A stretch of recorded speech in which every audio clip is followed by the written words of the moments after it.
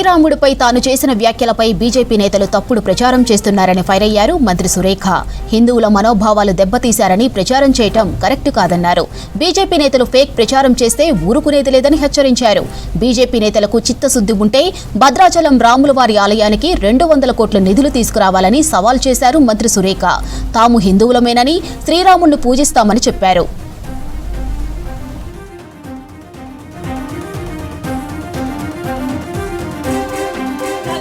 నేనేమీ మాట్లాడలేదు.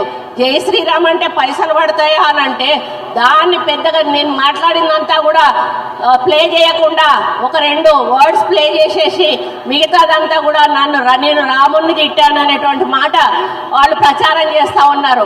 అయ్యా బాబు, మేమందరం కూడా హిందువులమే. రాముణ్ణి మీరెవ్వరూ కనుక్కోలేదు. పూర్వకాలం నుంచి కూడా రామాయణం అందరికీ తెలుసు. రాముణ్ణి అందరూ పూజిస్తారు. మేము కూడా హిందువులమే. మేము లోపల నుంచి ఇంటి నుంచి బయటకు వచ్చేటప్పుడు దేవుడి బొట్టు పెట్టుకొని దేవుడికి పూజ చేసుకొని బయటకు వస్తాము.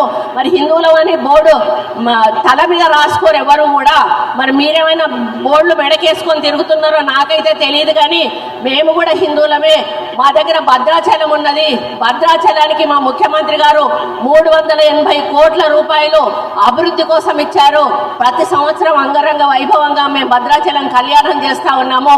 మరి మీరు నిజంగా రామభక్తులైతే ఆ భద్రాచలానికి మా ముఖ్యమంత్రి గారు 380 కోట్లు ఇచ్చారు కదా, దానికి ఒక 2 అంతలు అంటే 700 కోట్లు 760 కోట్లు శాంక్షన్ చేయండి. అప్పుడు మీకు రాముడి మీద ఉన్న భక్తి ఏంటో తెలుస్తుంది. ఈ రోజు వరకు ఏ ఒక్క బీజేపీ నాయకుడు కూడా రామ కళ్యాణానికి భద్రాచలం రాలేదు.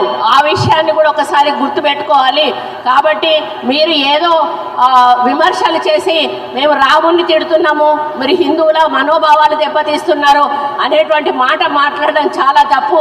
ఒక దేవాదాయ శాఖ మంత్రిగా నేను మాట్లాడానని ఇంకా దాన్ని ప్రచారం చేస్తూ దాన్ని మీరు తప్పుడు ప్రచారం చేయడం అనేది చాలా తప్పు.